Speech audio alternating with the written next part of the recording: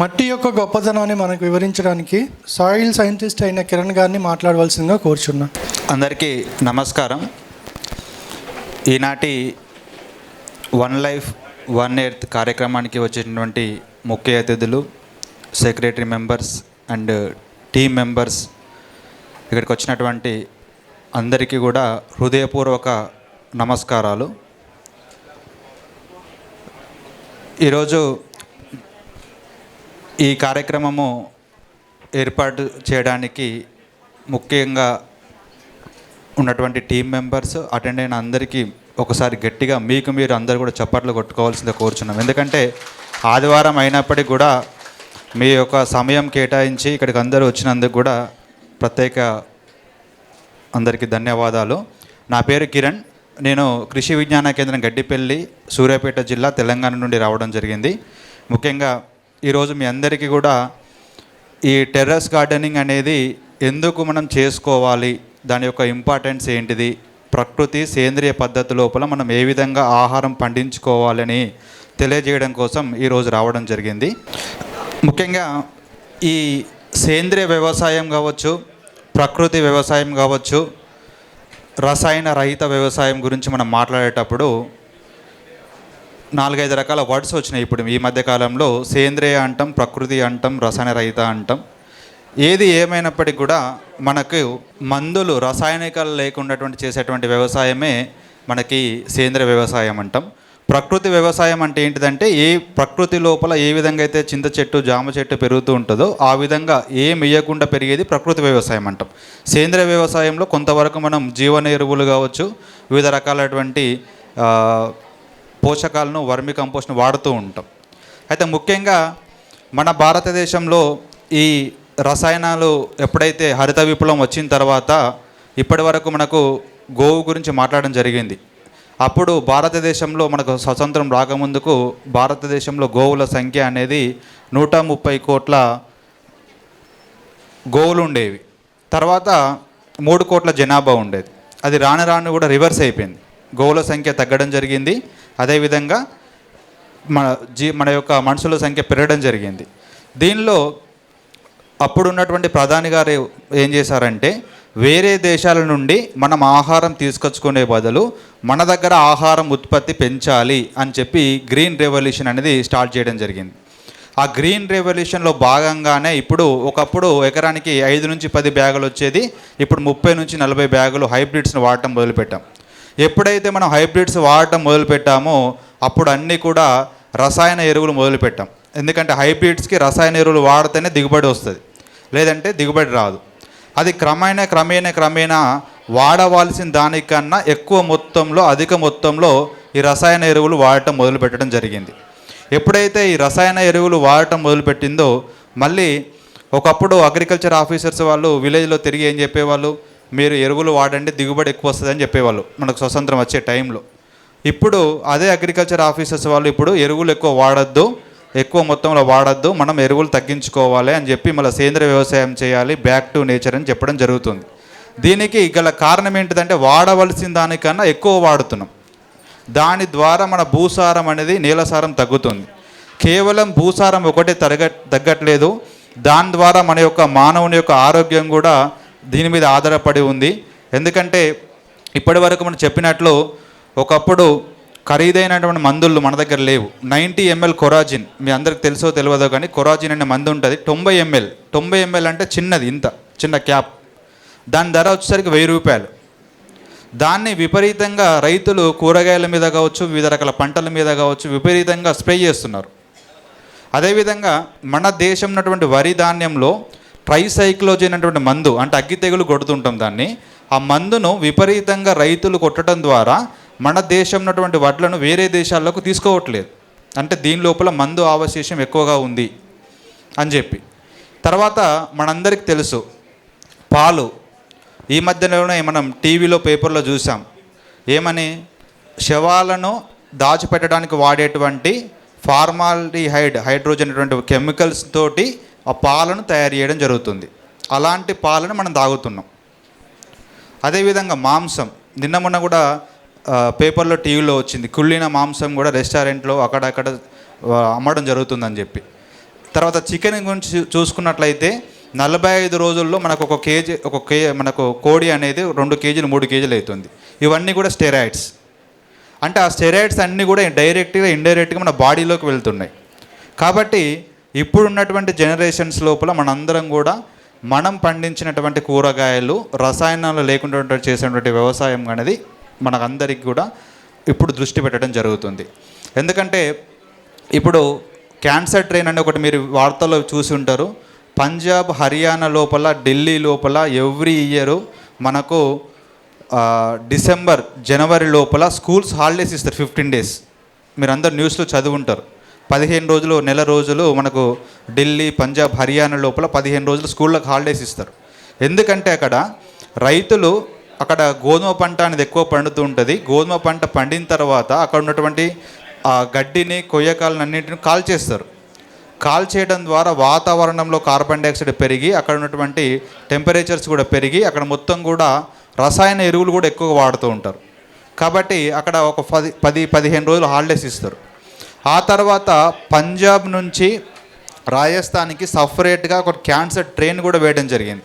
అంటే క్యాన్సర్ పేషెంట్తో పాటు వాళ్ళ పక్కకున్న అటెండర్కి ఒక పాస్ ఇచ్చారు. ఆ పాస్ ద్వారా వాళ్ళకి ఫ్రీ ట్రైన్ ఇచ్చారు. అంటే ఇలాంటి సిచ్యువేషన్స్ లోపల మనం ఉన్నాం కాబట్టి మనం నెక్స్ట్ మనం మారడానికి మనం తినేటువంటి ఆహారం కావచ్చు, మనం తాగేటువంటి పాలు, కూరగాయలు కావచ్చు, ఇవన్నింటిని కూడా సేంద్రియ పద్ధతి లోపల చేసుకోవడానికి ఈరోజు మన రైతులందరూ కూడా ముందుకు రావడం జరిగింది. అయితే ఇక్కడ మనకు మెట్రోపాలిటన్ సిటీస్, ఇలాంటి సిటీస్ లోపల మనకు ఏరియా లేదు, భూమి లేదు, చేసుకోవడానికి ఇంట్రెస్ట్ ఉంది, టైం ఉంది, మనీ ఉంది.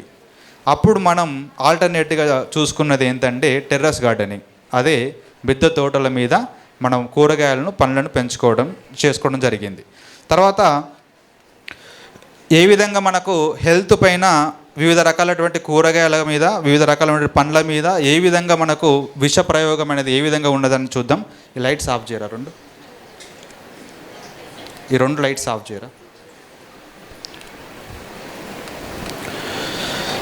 ఇక్కడ మనకు గ్రీన్ రెవల్యూషన్ ఎప్పుడైతే వచ్చిందో, అంటే పంట లోపల దిగుబడులను, ఉత్పత్తిని పెంచాలి అని ఎప్పుడైతే హైబ్రిడ్స్ మనం వాడినప్పుడు ఆ విధంగా క్రమక్రమంగా ఎరువుల వాడకం కూడా పెరిగింది.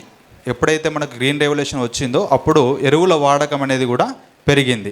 అప్పుడు మనకు ప్రపంచ యుద్ధం, మొదటి ప్రపంచ యుద్ధం, రెండో ప్రపంచ యుద్ధం తర్వాత మన దగ్గర చాలా కర్మాగారాలన్నీ కూడా మూతపడిపోయినప్పుడు అక్కడ ఉన్నటువంటి చాలా పెద్ద వాళ్ళు ఇలాంటి కర్మాగారాలను ఏ విధంగా వాడుకోవాలి అని వచ్చినప్పుడు వాటిని అన్నింటిని కూడా రసాయనిక మందులు, రసాయనిక ఎరువులు తయారు చేయడానికి వాడుకోవాలని చెప్పి అప్పుడు ఈ విధంగా అలాంటి కర్మాగారాల ద్వారా రసాయనిక ఎరువులు, రసాయనిక మందులను తయారు చేయాలని చెప్పి నిర్ణయించడం జరిగింది. తర్వాత ఇప్పుడు ఉన్నటువంటి పెస్టిసైడ్స్, మనం వాడేటువంటి పెస్టిసైడ్స్, మనం పంటలో వాడేటువంటి pesticides, fertilisers, urea, DAP, single super phosphate ఇలాంటి ఫర్టిలైజర్స్ కావచ్చు, తర్వాత హార్మోన్ ఇంబ్యాలెన్స్, గ్రోత్ ఇంబ్యాలెన్స్కి వాడేటువంటి ఇవన్నీ కూడా మన అగ్రికల్చర్ లోపల ఇలాంటి కెమికల్స్ అన్నీ కూడా వాడుతుంటాం. అంటే ఇవన్నీ కేవలం క్రాప్స్కు మాత్రమే వాడట్లేదు. క్రాప్స్కు వాడుతున్నామంటే ఇండైరెక్ట్గా మనం కూడా తింటున్నాం దాన్ని. అక్కడ ఉన్నటువంటి మోనో కావచ్చు, అక్కడ ఉన్నటువంటి క్లోరో కావచ్చు, అక్కడ ఉన్నటువంటి యూరియా, డిఏపిని పంటకి వేస్తున్నామంటే పంట తీసుకుంటుంది, పంట నుంచి మళ్ళీ మనం తీసుకుంటున్నాం. తర్వాత ఈ విధంగా వాడినప్పుడు దిగుబడి అంతా కూడా బాగానే ఉంది, దిగుబడి పంట లోపల పెరిగింది, హ్యాపీగా ఉన్నాం. కానీ దాని వెనుక ఉన్నటువంటి ఏమున్నదంటే మన యొక్క హెల్త్ కూడా చాలా ఖరాబ్ కావడం జరుగుతుంది. దీనిలో ఎప్పుడైతే మనకు ఇలాంటి కెమికల్స్, మనం పెస్టిసైడ్స్, తర్వాత హెర్బిసైడ్స్, వీడిసైడ్స్, కలుపు మందులు ఇలాంటివి మనం వాడటం జరిగిందో అప్పుడు అవన్నీ కూడా మన మెడిసిన్స్ కంటే కూడా మన బాడీ లోపల పాయిజన్స్ కూడా పెరగడం అనేది ఎక్కువగా పెరగడం జరిగింది. ఆ తర్వాత మనం ఎప్పుడైతే కెమికల్స్ అంటే మామూలుగా మార్నింగ్ ఒక టాబ్లెట్, ఆఫ్టర్నూన్ ఒక టాబ్లెట్, ఈవినింగ్ ఒక టాబ్లెట్, 1 టాబ్లెట్ ఆర్ 2 టాబ్లెట్ వేసుకోమని చెప్తుంటాం మనకు. ఈవినింగే, మార్నింగే. ఎంత డోస్ వేసుకోవాలో 1 టాబ్లెటా 2 టాబ్లెటా చెప్తుంటారు. అదే అగ్రికల్చర్ లోపల 1 ml కొట్టాలి ఫర్ ఎకరకు, 1 ml 1 లీటర్లో నీళ్ళు కొట్టాలి, 2 ml కొట్టాలంటే ఆ పురుగు మందు అనేది రైతులు ఎట్లా చూస్తున్నారంటే ఇప్పుడు ఇక్కడి నుంచి స్ప్రే చేసుకుంటూ వెళ్తే మళ్ళీ లాస్ట్కి వచ్చేసరికి పురుగు చనిపోయి కింద పడాలి. అట్లయితే నా మందు పనిచేసినట్టు అని చెప్తున్నారు. అంతే చిన్న 90 ml కెమికల్ కూడా ఈరోజు మన మార్కెట్లో 2000 3000 రూపాయలు ఉన్నది. దానికి టైము డోస్ అనేది అటువంటి ఎలాంటివి చూడకుండా వాడటం ద్వారా ఆ పురుగు రెసిస్టెన్స్ పెరిగిపోయి పురుగు కూడా చనిపోవడం జరుగుతుంది. ఈ విధంగా మనం వాడేటువంటి కెమికల్స్ వీడిసైడ్స్ ఏవైతే ఉన్నాయో మనం ఇక్కడ పంట పొలాలటువంటి వాడేటువంటి వీడిసైడ్స్ అన్నీ కూడా మళ్ళీ ఎక్కడికి వెళ్తున్నాయి, పశువులు తింటున్నాయి. ఆ పశువుల నుండి మళ్ళీ మనం పాలు వెతుకుతుంటాం. అంటే ఇక్కడ ఉన్నటువంటి కెమికల్ అంతా కూడా పాలలోకి వెళ్ళిపోయింది. ఆ కెమికల్ అంతా కూడా మళ్ళీ మనం యూజ్ చేసుకుంటున్నాం. అంటే మొత్తం కూడా మనం వాడేటువంటి డైరెక్ట్గా ఇండైరెక్ట్గా కెమికల్స్ అన్నీ కూడా రీసైకిల్ అవుతున్నాయి. పొలంకు వాడుతున్నాం కానీ మొత్తం కూడా మళ్ళీ మన బాడీలోకి వచ్చేస్తున్నాయి. దీని ద్వారా మనకు ఈ పెస్టిసైడ్స్ వాడటం ద్వారా ఏమవుతుందంటే మొత్తం కూడా సర్ఫేస్ వాటర్ అంతా కూడా మనకు బయటి వాతావరణంలో ఉన్న వాటర్ అంతా కూడా డ్యామేజ్ అవుతుంది. అదేవిధంగా మనుషుల యొక్క ఊపిరితిత్తులు కావచ్చు, లంగ్స్ కావచ్చు, ఇవన్నీ కూడా డ్యామేజ్ అవుతున్నాయి. అదేవిధంగా మానవులకే కాకుండా చెరువు లోపల ఉన్నటువంటి పక్షులకు, చేపలకు కూడా హానికరంగా కావడం జరుగుతుంది. ఈ విధంగా మనం ఫర్టిలైజర్స్ వాడేటువంటి రేషియో చూసుకున్నట్లయితే 4:3:1 అంటే 4 kgల యూరియా, 3 kgల DAP, 1 kg పొటాష్ వాడాల్సి ఉంటే మనం వాడాల్సింది ఏంటంటే 7 kgలు వాడుతున్నాం. మన ఆంధ్రప్రదేశ్ లోపల 7 kg, 4 kgలు వాడే దగ్గర 7 kgలు వాడుతున్నాం. అంటే సగటున మనం ఒక 3 రేట్ల ఎరువులను ఎక్కువ వాడుతున్నాం. మనం వాడేటువంటి ఎరువుల కంటే మన పొలంలో 3 రేట్ల ఎరువులను ఎక్కువ వాడుతున్నాం. అదేవిధంగా 1,00,000 మెట్రిక్ టన్నుల పెస్టిసైడ్స్ అనేది మన దేశం లోపల తయారవుతుంది. 1,00,000 మెట్రిక్ టన్నుల పెస్టిసైడ్స్ పురుగులను చంపడానికి కాదు, మనుషులను చంపడానికి. అంటే మొత్తం కూడా పొలంలో కొడుతున్నారు, ఇండైరెక్ట్గా మళ్ళీ మన రూపంలోకి వస్తుంది. దీని ద్వారా ఏమవుతుంది, ఇలాంటి కెమికల్స్ మనం వాడటం ద్వారా వాతావరణం కలుషితం అయిపోతుంది, వాటర్ కలుషితం అయిపోతుంది. అదేవిధంగా కూరగాయల లోపల, పండ్ల లోపల రెసిడ్యూస్ అంటే మా పురుగు మందు యొక్క అవశేషాలు అనేటివి ఆ పంట లోపల, మనం తినేటువంటి ఆహారం లోపల, కూరగాయల లోపల, బియ్యం లోపల అనేటివి ఉండడం జరుగుతుంది. దీని ద్వారా వివిధ రకాలైనటువంటి మనకు డిసీజెస్ రావడం జరుగుతుంది. ముఖ్యంగా మనకు క్యాన్సర్ అనేది మనకు పంజాబ్ లోపల ఎక్కువగా ఉండడం అనేది మనం పేపర్లో చదివినాం. ఎందుకంటే అక్కడ ఫర్టిలైజర్స్ కన్జంప్షన్ అనేది చాలా ఎక్కువ. ఎందుకంటే గోధుమ పంట, తర్వాత వివిధ రకాల వరి పంటలు కూడా ఎక్కువ వేయటం జరుగుతుంది. అక్కడ ఆ పంటలకు మెకనైజేషన్, హైబ్రిడ్స్ ఎక్కువ వాడతారు. కాబట్టి హైబ్రిడ్స్కు ఫర్టిలైజర్ లేకుంటే దిగుబడి రాదు. దేశీయ వాటికేమో ఫర్టిలైజర్ లేకున్నా కూడా దిగుబడి వస్తుంది. హైబ్రిడ్స్కి మాత్రం కంపల్సరీ ఫర్టిలైజర్స్ కావాలి. కాబట్టి ఈ క్యాన్సర్స్ ఇవన్నీ కూడా పెస్టిసైడ్స్, ప్లాస్టిక్, తర్వాత ఫంగిసైడ్స్ ఇలాంటివి వాడటం ద్వారా మనకు ఎక్కువగా క్యాన్సర్స్ రావడం జరిగింది. ఒకప్పుడు మనకు క్యాన్సర్ పేషెంట్లు అంటే ఎక్కడో ఒకక్కడ ఉండేది. ఇప్పుడు చూడండి, మన రిలేటివ్స్లో, మన వాడలో, మన గల్లీలో ఈ మధ్య కాలంలో క్యాన్సర్తో చనిపోయిండు మొన్న అని చాలా న్యూసెస్ వింటూ ఉంటాం. ఈ విధంగా ఇప్పుడు పుట్టేటువంటి పిల్లల లోపల కూడా మనం తీసుకునేటువంటి ఆహారం లోపల పోషక లోపం ఉండటం ద్వారా పుట్టేటువంటి పిల్లలు కూడా వాళ్ళ లోపల కూడా వివిధ రకాల లోపాలు కూడా ఉండడం జరుగుతుంది. చాలామంది లోపల PCOD ప్రాబ్లమ్స్ కావచ్చు, హార్మోన్స్ ఇంబ్యాలెన్స్ కావచ్చు, ఇవన్నీ కూడా మనం తీసుకున్నటువంటి ఫుడ్ లోపల లోపాలు ఉన్నాయి కాబట్టి ఈ విధంగా జరుగుతున్నాయి. రెస్పిరేషన్ ఇప్పుడు ఎక్కడికి వెళ్ళినా గల్లీకి ఒకటి IVF సెంటర్ తయారైంది. అంటే ప్రొడక్టివిటీ అంతా కూడా తగ్గిపోయి పిల్లలు కూడా కాకున్నటువంటి సిచ్యువేషన్ ఏర్పడింది. ఎందుకంటే మనం తినేటువంటి ఫుడ్ లోపల నాణ్యమైనటువంటి ఫుడ్ లేదు కాబట్టి మనకు హైదరాబాద్ లాంటి ఏరియా లోపల మొత్తం కూడా డయాబెటీస్ సెంటర్ తయారైంది. అంటే ఎక్కడికి వెళ్ళినా కూడా షుగర్ పేషెంట్లు, ఎక్కడికి వెళ్ళినా BP పేషెంట్లు, తర్వాత IVF సెంటర్, ఫర్టిలిటీ సెంటర్స్, ఇవన్నిటికి కారణం ఏంటిదంటే మనం తీసుకున్నటువంటి ఫుడ్ లోపల పోషకాలు అనేటివి కరెక్ట్ లేవు కాబట్టి మనం తీసుకున్నటువంటి కెమికల్స్ ఫుడ్ కాబట్టి ఇవన్నీ కూడా మనకు హెల్త్ మీద ప్రభావం చూపుతున్నాయి. లంగ్స్ ఎఫెక్ట్ కావచ్చు, స్కిన్ డయాబెటీస్, ఒబిసిటీ. ఇది కేరళ లోపల క్యాష్యూ నట్ క్రాప్కి ఒక కెమికల్స్ ఎక్కువ స్ప్రే చేయడం ద్వారా విలేజ్ లోపల మొత్తం కూడా అందరికీ క్యాన్సర్స్ ప్రభావం మీద పడడం జరిగింది. అదొక స్టోరీ ఉన్నది దాని గురించి కూడా. తర్వాత అనుకోకుండా ఎండోసల్ఫాన్ అనేది ఒక చెరువు వాటర్లో కలిసినప్పుడు కలుషితమై మళ్ళీ ఆ గ్రామ ప్రజలు తాగినప్పుడు అక్కడ ఉన్నటువంటి పిల్లలు పుట్టినప్పుడు ఈ విధంగా ఎఫెక్ట్ అనేది జరగడం జరిగింది.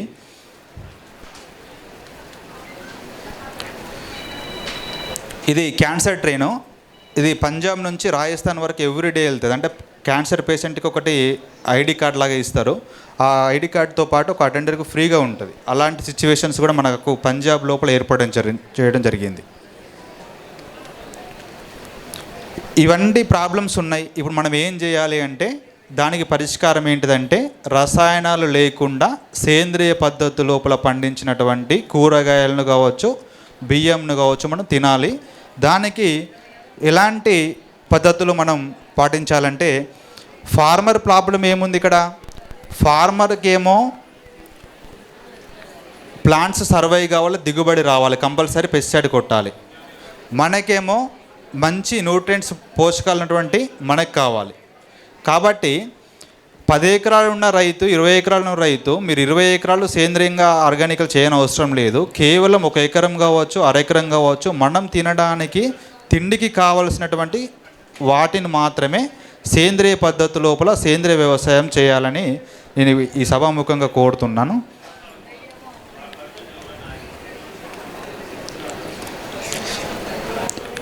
మనకు బయట మార్కెట్స్ లోపల కూడా చాలా ఆర్గానిక్ ప్రొడక్ట్స్ అని చెప్పి అమ్ముతున్నారు. మీరు వాటి లోపల కొన్ని చూడాలి. పీజీఎస్ సర్టిఫికేట్ అని ఉంటుంది, పార్టిసిపేటెడ్ గ్యారెంటీ సర్టిఫికేట్ అని ఉంటుంది. అలాంటి రైతులు అంటే కంటిన్యూస్గా 3 సంవత్సరాలు సేంద్రియం చేసినటువంటి రైతుకు స్టేట్ గవర్నమెంట్ వాళ్ళు పీజీఎస్ సర్టిఫికేట్ అని ప్రొడక్ట్ చేస్తారు. ఆ సర్టిఫికేట్ ఉన్న వాళ్ళ దగ్గర మాత్రమే మనం తీసుకోవాలి. ఎందుకంటే బయట మార్కెట్ లోపల ఆర్గానిక్ అని చెప్పి చాలా కల్తీ కూడా చేస్తున్నారు. కాబట్టి మనం నాపేడ్, పీజీఎస్ సర్టిఫికేట్స్ ఇలాంటివి చూసుకొని మనం చూసుకోవాలి, లోగోస్.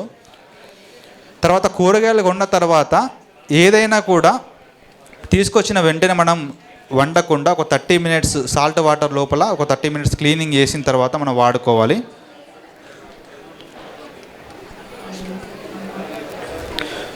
ఇదని చెప్తాను.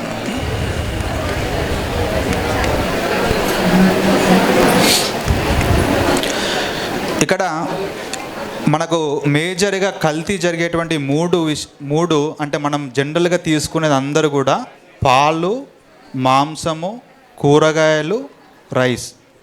వీటి లోపల ముఖ్యంగా పాలలో చూసుకున్నట్లయితే వాటి లోపల హైడ్రోజన్ పెరాక్సైడ్ శవాలకు వాడేటువంటి, శవాలు నిల్వ ఉండడానికి వాడేటువంటి కెమికల్స్ను వాడి ఆల్రెడీ మనకు కల్తీ చేయడం జరిగింది. ఆల్రెడీ న్యూస్లో కూడా వచ్చింది ఇది. తర్వాత యూరియా, కల్తీ పాలను యూరియా కలిపి కూడా యూరియా ద్వారా కూడా తయారు చేయడం జరుగుతుంది. తర్వాత మనకు ఎక్కువగా ఆయిల్స్ని కూడా కల్తీ చేయడం జరుగుతుంది. ఎందుకంటే ఇవాళ బయట సన్ఫ్లవర్ ఆయిల్ ఎంత ఉంది? కేజీ రేట్ ఎంత ఉంది? ప్రైస్ 150, 130, 140 ఉంది.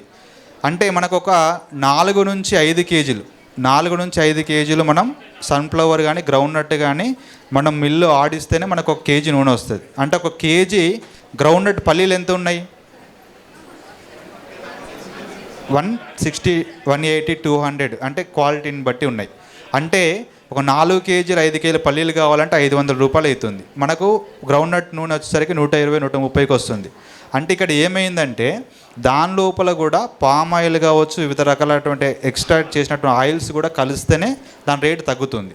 కాబట్టి మీరు మేజర్గా ఈ 3 పాలు ఒకటి, కూరగాయలు ఒకటి, తర్వాత ఆయిల్స్ కూడా గానుగ పెట్టినటువంటి ఆయిల్స్ను రేట్ ఎక్కువైనా సరే మీ దగ్గరే ఉన్నటువంటి గ్రౌండ్నట్ పల్లీలు తీసుకొని ఆయిల్ పట్టడం కావచ్చు, అలాంటి వాటిని మీరు ఎంకరేజ్ చేస్తే వాళ్ళకు ఇన్కమ్ ఉంటుంది. అలాంటి వాళ్ళు వాళ్ళకి ఇన్కమ్ వస్తుంది, మనకు కూడా మంచి ఆరోగ్యం వస్తుంది. పాలు కూడా డైరెక్ట్ రైతుల నుండి, అంటే కలిపితే రైతులు వాటర్ కలుపుతారు కావచ్చు, కానీ ఇలాంటి ఏం కలపరు కావచ్చు, కెమికల్. కాబట్టి కేవలం ఈ పాలు, కూరగాయలు, తర్వాత ఆయిల్స్ కూడా మనం అందరం కూడా చేంజ్ చేసుకుంటే మన హెల్త్ కూడా ఇంప్రూవ్ అవుతూ ఉంటుంది. తర్వాత ముఖ్యంగా కూరగాయల గురించి చూసినట్లయితే మనకు ఏదైనా ఒక కూరగాయ మీద మందు స్ప్రే చేసిన తర్వాత 21 రోజు వరకు వెయిటింగ్ పీరియడ్ ఉంటుంది.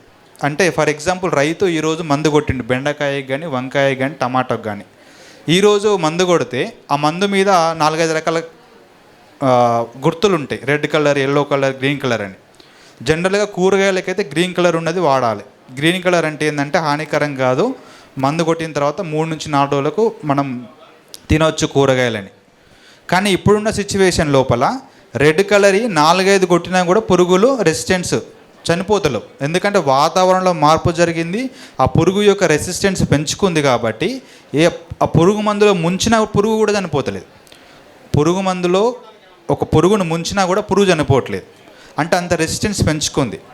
కాబట్టి మనం తీసుకున్నటువంటి కూరగాయల లోపల వెయిటింగ్ పీరియడ్ ఉంటుంది. అంటే ఏదైనా మందు కొట్టిన తర్వాత 21 డేస్ తర్వాత మనం తినాలి. లేదంటే ఆ కెమికల్ డోసును బట్టి 1 week, 10 days, 15 days, up to 21 days వరకు ఉంటుంది.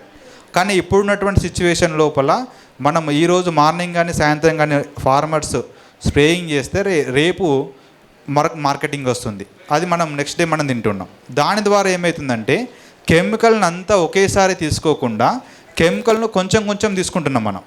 ఫర్ ఎగ్జాంపుల్ మోనో కానీ క్లోరో కానీ బాటిల్ మొత్తం తాగితే ఒకేసారి చనిపోతాం. అలా తీసుకోకుండా డైలీ గ్రాములో తీసుకుంటాం. 17 గ్రామ్, 20 గ్రామ్, 2 గ్రామ్, 3 గ్రామ్ వివిధ రకాల కూరగాయల లోపల ఆ 3 గ్రామ్, 4 గ్రామ్ ఉన్నటువంటి వాటిని మనం తీసుకుంటున్నాం. కాబట్టి ఇలాంటి బయట ఉన్నటువంటి కెమికల్స్కు మనం దూరంగా ఉండాలంటే మనం కంపల్సరీ ఏం చేయాలంటే ఇప్పుడు టెర్రస్ గార్డెనింగ్ కావచ్చు, సేంద్రియ పద్ధతిలో పండించినటువంటి కూరగాయలకు మనం వెళ్ళాల్సి వచ్చింది. తర్వాత ఫస్ట్ మనం వ్యవసాయం చేసేటప్పుడు కానీ పంట పండించేటప్పుడు మన నేల అనేది ఏ విధంగా ఉన్నదని చూసుకోవాలి. ఎందుకంటే మనం నేలలో వేసేటువంటి ఎరువులు కావచ్చు, నేలలో వేసేటువంటి గడ్డి మందు కావచ్చు, నేలలో వేసేటువంటి పురుగు మందులు అవన్నీ కూడా మన బాడీలోకి వస్తాయి. నేలలో ఏదైతే వేస్తామో అవన్నీ మన బాడీలోకి వస్తాయి. కాబట్టి మన నేల అనేది ఏ విధంగా ఉన్నదో చూసుకోవాలి. మన నేల అనేది ఎప్పుడు కూడా సజీవంగా ఉండాలి. అంటే 1 గ్రామ్ సాయి లోపల 1 గ్రామ్ మట్టి మనం తీసుకున్నట్లయితే దానిలో 1000 కోట్ల సూక్ష్మజీవులు ఉంటాయి. ఆ 1000 కోట్ల సూక్ష్మజీవులతోటే మనకు పంట పండడం జరుగుతూ ఉంటుంది. అలాంటి ద్వారా పండినటువంటి పంట మన సేంద్రియ పద్ధతిలో పండించుకోవాలి. ఈ విధంగా మన నేల లోపల వానపాములు కావచ్చు, సూక్ష్మజీవులు, మొక్కకు ఉపయోగపడేటువంటి సూక్ష్మజీవులు ఉన్నాయా లేవా అని చూసుకొని మన నేల అనేది సజీవంగా ఉందా, నిర్జీవంగా ఉందా. అంటే మన టెర్రస్ గార్డెనింగ్ వాడేటువంటి రెడ్ సాయిల్స్ కావచ్చు, అవన్నీ కూడా కెమికల్ ఫ్రీ. అంటే పుట్టమన్ను కావచ్చు, లేదంటే ఎర్ర మట్టి కావచ్చు, వివిధ రకాల మట్టి ఎక్కడైతే కెమికల్స్ వాడరో అలాంటి మట్టిని తీసుకొచ్చుకొని మనం పెట్టుకుంటే ఇంకా మంచిది. అయితే మనం ఇక్కడ డయాగ్రామ్ చూసినట్లయితే మనం వాడేటువంటి పెస్టిసైడ్స్, మనం వాడేటువంటి కెమికల్స్ అన్నీ కూడా మన బాడీలోకి వెళ్తున్నాయి. మన బాడీలోకి ఏ విధంగా వెళ్తున్నాయి? మనం తినేటువంటి ఆహారం ద్వారా, మనం వాడేటువంటి పద్ధతుల ద్వారా మన బాడీలోకి వెళ్తున్నాయి. మళ్ళీ అవంతా తీసుకెళ్ళి ఖర్చు అంతా ఎక్కడ పెడుతున్నాం? మళ్ళీ హాస్పిటల్లో పెడుతున్నాం. అంటే మనం ఇక్కడ సంపాదించినంత సంపాదించేసి మళ్ళీ ఎక్కడ పెడుతున్నాం? హాస్పిటల్స్లో పెడుతున్నాం. కాబట్టి అక్కడికి వెళ్ళొద్దు అంటే మనం ఏం చేయాలంటే ఇక్కడే మనకు నాణ్యమైన, ఆరోగ్యమైనటువంటి సేంద్రియ పద్ధతిలో పండించినటువంటి ఆహారాన్ని మనం తీసుకోవాలి. అయితే మనకు ఈ నేల సజీవంగా ఉండాలంటే ఏం చేసుకోవాలి, ఎలాంటి సేంద్రియ పదార్థాలను తయారు చేసుకోవాలంటే మనకు ఇదంతా అగ్రికల్చర్ సంబంధించింది, మన టెర్రస్ గార్డెనింగ్ అవసరం లేదు. ఫస్ట్ మనము కుండీలో కావచ్చు, మన అగ్రికల్చర్ సంబంధించింది కావచ్చు, ఎప్పుడైనా కూడా నేల లోపల ఆచ్ఛాదన అంటే మల్చింగ్ అనేది ఇంపార్టెంట్. కుండీ లోపల కానీ ఎక్కడైనా కూడా సమ్మర్ లోపల స్టాగ్నేట్ వాటర్ నిల్వ ఉండాలంటే, మాయిశ్చర్ ఉండాలంటే మల్చింగ్ అనేది ఇంపార్టెంట్. తర్వాత ఆర్గానిక్ మాన్యూర్స్ అంటే సేంద్రియ ఎరువులు అంటాం. సేంద్రియ ఎరువులు అంటే వర్మి కంపోస్ట్ కావచ్చు, జీవన ఎరువులు కావచ్చు, వాటిని వాడుకోవడం అనేది ఇంపార్టెంట్. తర్వాత ఒక పొలం లోపల ఒక పంటను కాకుండా వివిధ రకాల పంటలను వేసుకుంటే, అంటే మనం కూడా కుండీ లోపల ఒకసారి టమాటో వేసాం, మళ్ళీ నెక్స్ట్ టైం టమాటో కాకుండా బ్రింజాలు కావచ్చు, పాలకూర కావచ్చు, మార్చుతూ ఉండాలి. ఆ విధంగా crop rotation, crop mixing cropping అనేది చేసుకోవాలి. మనకు 365 డేస్ మొత్తం కూడా దాని మీద ఏదో ఒక దాంతో, అంటే గడ్డి చెత్త చెదారంతో ఆ కుండీల పైన కావచ్చు, మన పొలం దగ్గర కప్పి పెట్టాలి. ఎందుకంటే తేమ ఉంటే ఏమవుతుందంటే దాని లోపల సూక్ష్మజీవులు ఎక్కువ ఉంటాయి. మరి వాటర్ ఎక్కువ ఉండొద్దు, తేమలాగా ఉండాలి. ఆ విధంగా గడ్డితో కానీ చెత్త చెదారంతో కప్పి ఉంచితే ఏమవుతుందంటే భూమి లోపల సూక్ష్మజీవుల సంఖ్య అనేది పెరుగుతూ ఉంటుంది. ఇది సేంద్రియ పదార్థం మన భూమి లోపల ఎంత ఉంది, ఎలా ఉందని చెప్పి. సేంద్రియ పదార్థం ఉంటే ఆటోమేటిక్గా మన భూమి లోపల మొక్కలు పెరగడానికి కావాల్సినటువంటి పోషకాల సంఖ్య అనేది ఎక్కువగా ఉంటుంది. మనం మిశ్రమ పంటలు వేసుకోవడం ఒకటి, కంపోస్ట్ ఎరువులను తయారు చేసుకోవడం, అంటే మన దగ్గర ఉన్నటువంటి చెత్త చెదారం కావచ్చు, డంగ్ తోటి, పశువుల ఎరువుతోటి కంపోస్ట్ తయారు చేసుకోవడం. తర్వాత వ్యవసాయంలో కేవలం వ్యవసాయమే కాదు, వ్యవసాయంతో పాటు పాడి పంటలు, అంటే పాడి పంట ఉంటే వాటి నుండి వచ్చినటువంటి పశువుల ఎరువును మళ్ళీ పొలంలోకి వాడుకోవడానికి వ్యవసాయంతో పాటు పాడి పంటలు ఉండడం. తర్వాత జీవ పోషకాలు తయారు చేసుకోవడం, అంటే జీవ పోషకాలు అంటే ఏంటి అంటే మీరు చాలామంది చేస్తుంటారు, ఘనజీవామృతం, ద్రవ జీవామృతం, తర్వాత బీజామృతం, నీమాయిల్, వేప నూనె కషాయాలు, ఇవన్నీ కూడా మీరు చాలామంది చేసి ఉంటారు. వాటిని తయారు చేసుకోవడం.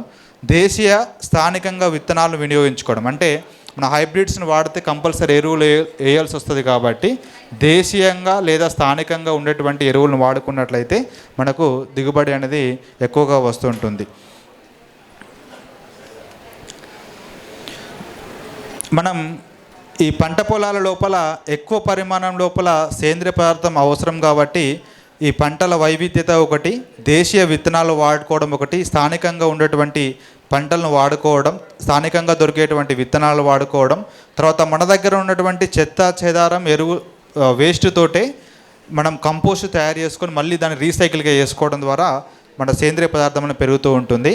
మొక్కలకు కావలసినటువంటి పోషకాలను మనం ఒకటి బీజామృతం ద్వారా కావచ్చు, ఘనజీవామృతం ద్వారా కావచ్చు, జీవామృతం, అంటే జీవామృతం తయారీ అంటే చాలామందికి తెలుసు, 10 కేజీల దేశీయ ఆవు పేడ.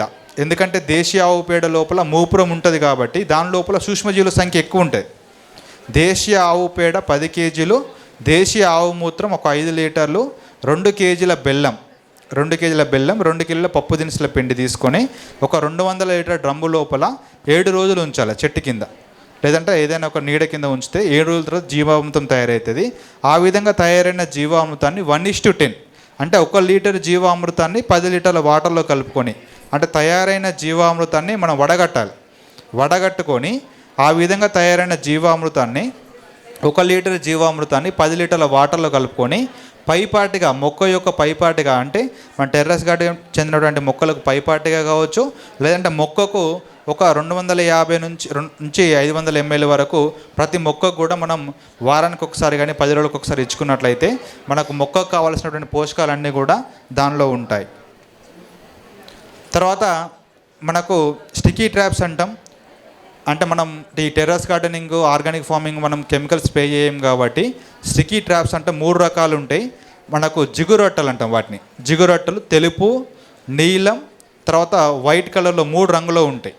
అవి ఏం చేస్తాయంటే వాటికి గమ్ము ఉంటుంది. ఆ గమ్ము మనకు ఏదైతే దోమ కానీ, తర్వాత తామర పురుగులు కానీ, ఇలాంటి ఏవైతే ఉన్నాయో ఆ గమ్ముకు వచ్చి అతుక్కుంటాయి. అంటే దాని లోపల 3 రకాల కలర్స్ ఉంటాయి, తెలుపు ఉంటుంది, నీలం ఉంటుంది, పసుపు రంగు అట్టవులు ఉంటాయి, స్టిక్కీ ట్రాప్స్ అంటాం. వాటిని మనకు టెర్రస్ గార్డెనింగ్ లోపల ఒక 5 నుంచి 10 పెట్టుకున్నట్లయితే అన్ని రకాల కలర్స్ పెట్టుకోవాలి, ఒకటి పెట్టుకోవద్దు. తెలుపు, నీలం, పసుపు 3 రకాలు ఉంటాయి. అవొక 3 పెట్టుకున్నా కూడా వాటికి అన్నింటి కూడా అతుక్కుంటాయి అన్నట్టు, దోమలు కానీ తామర పురుగులు కానీ. తర్వాత మిత్ర పురుగులు అవసరం. తర్వాత నీమాస్త్రం, దశపత్రి కషాయం. దశపత్రి కషాయం అంటే మనకు ఉన్నటువంటి 10 రకాల ఆకులు, వావిలాకు కావచ్చు, జిల్లేడాకు కావచ్చు, జామాకు కావచ్చు, సీతాఫలాకు కావచ్చు, ఇలాంటి 10 రకాల వేపాకు కావచ్చు, ఇలాంటి 10 రకాల ఆకులను ఒక్కొక్క 2 కేజీలు తీసుకొని బాగా దంచి వాటిని ఒక 5 నుంచి 6 పొంగులు వచ్చే వరకు ఉడకబెట్టి ఆ రసాన్ని మనం 200 లీటర్ల నీటిలో కలుపుకొని మనం మొక్కల మీద పిచికారీ చేసుకున్నట్లయితే దోమ కావచ్చు, వివిధ రకాలైనటువంటి తెగుళ్ళ నుంచి కూడా మనం రక్షించుకోవచ్చు. తర్వాత మనకు బంతి మొక్కలు ఇంపార్టెంట్. మీరు టెర్రస్ గార్డెనింగ్ లోపల అక్కడక్కడ బంతి మొక్కలు ఒక 10 నుంచి 15 బంతి మొక్కలు పెట్టినట్లయితే మనకు ఈ దోమ కానీ తామర పురుగులు కానీ నివారణ కూడా ఉంటుంది. బంతి మొక్కలు కూడా వేసుకోవచ్చు. తర్వాత మనం ఈ ప్రకృతి సేంద్రియ వ్యవసాయం చేయాలంటే మనం బలాన్ని ఇచ్చే పోషకాలను వాడుకోవడం, అంటే జీవామృతం, ఘనజీవామృతం, బీజామృతం లాంటి వాటిని తయారు చేసుకోవడం, తర్వాత దేశీయ స్థానిక విత్తనాలను మనం వినియోగించుకోవడం ద్వారా మనకు ఖర్చు తగ్గుతుంది. అదేవిధంగా మనకు స్థానికంగా ఉన్నటువంటి విత్తనాలు కావచ్చు, ఎరువులు కూడా వాడన అవసరం లేదు. తర్వాత వ్యవసాయం లోపల కేవలం వ్యవసాయమే కాకుండా పాడి పంట ఉన్నట్లయితే పాడి పంట నుండి వచ్చినటువంటి వేస్ట్ ఏదైతే ఉందో వాటిని మళ్ళీ మనం అగ్రికల్చర్స్కి వాడుకోవచ్చు. అదేవిధంగా పంటల కషాయాల ద్వారా పురుగుల తెగుల యాజమాన్యం. కషాయాలు అంటే వేప నూనె కషాయం కావచ్చు, వావిలాకు కషాయం కావచ్చు, సీతాఫల కషాయం కావచ్చు, వాటి తయారీ పద్ధతి వాటి గురించి ఉంటాయి. ఏ విధంగా ఎన్ని కేజీల ఆకు తీసుకోవాలి, ఎంత వేసుకోవాలి, వాటి ద్వారా కూడా తెగులను నివారించుకోవచ్చు. సింపుల్గా మనకు వేప నూనె కూడా మార్కెట్లో అవైలబిలిటీగా ఉంటుంది. వేప నూనె కూడా మార్కెట్లో రెడీమేడ్గా అవైలబిలిటీగా ఉంటుంది. వాటిని కూడా స్ప్రే చేసుకోవచ్చు. తర్వాత రసాయన ఎరువులు, పురుగు మందులు వాడకుండా చేసుకున్నట్లయితే మనం సేంద్రియ సహజ పద్ధతులు పాటించుకోవచ్చని ముఖ్య ఉద్దేశం.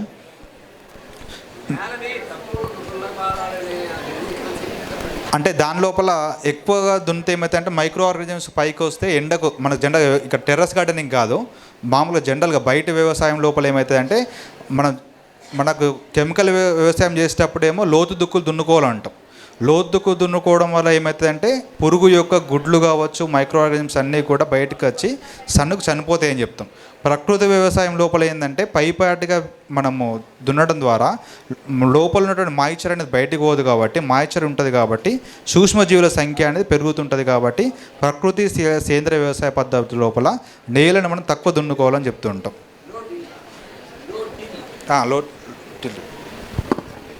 ఈ విధంగా మనం వివిధ రకాల పద్ధతులు పాటించుకొని, అంటే సేంద్రియ పద్ధతి లోపల కూడా మనకు ఈ పురుగులు కషాయాలు అనేది కూడా మేజర్ ప్రాబ్లం ఉంటుంది. కషాయాలు తయారు చేసుకోవడం అంటే వాటికి మనకు బయట కూడా అవైలబిలిటీగా వేప నూనె ఒకటి అవైలబిలిటీగా ఉంది. తర్వాత స్టిక్కీ ట్రాప్స్, జిగురు అట్టలు కూడా అవైలబిలిటీగా ఉన్నాయి. వీటిని కూడా వాడి మనము దిగుబడి పొందవచ్చు. తర్వాత మనం కూడా కెమికల్స్ వాడకుండా కూడా ఈ టెర్రస్ గార్డెనింగ్ లోపల సేంద్రియ ప్రకృతి పద్ధతి లోపల కూడా మనం చేసుకోవచ్చు.